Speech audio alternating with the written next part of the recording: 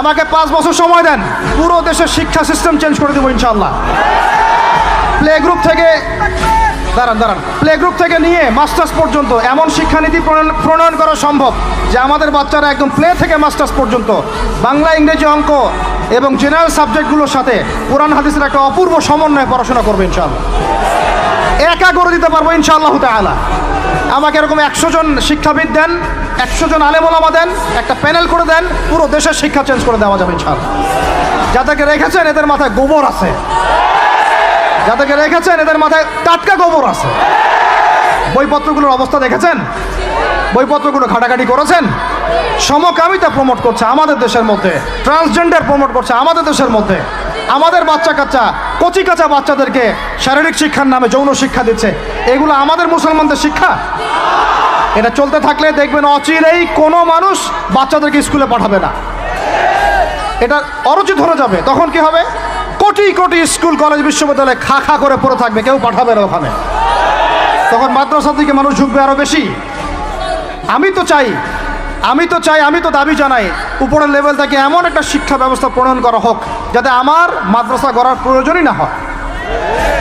ওই সিস্টেম রাষ্ট্রীয়ভাবেই পড়ানো হবে ইনশাআল্লাহ।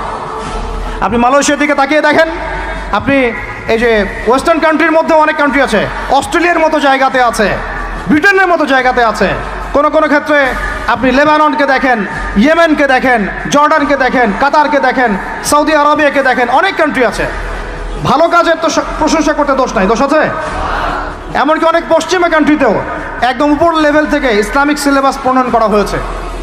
তার মানে এমন না যে তারা সায়েন্সকে গুরুত্ব দেয় নাই, ম্যাথকে গুরুত্ব দেয় নাই, ফিজিক্স পড়ায় নাই, অ্যাস্ট্রোফিজিক্স পড়ায় নাই, ইকোনমিক্স পড়ায় নাই, বিষয়টা এমন না। তারা ফিলসফি পর্যন্ত পড়িয়েছে।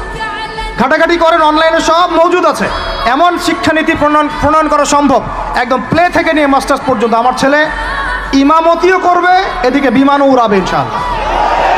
আমার মেয়ে ডাক্তারও হবে, এদিকে দেখবেন হাফেজাও হবে ইনশাআল্লাহ। একজন মুফতি সাহেব, তিনি ফতোয়াও দিবেন, একই সাথে বিশ্ব অর্থনীতি সম্পর্কেও জানবেন ইনশাআল্লাহ।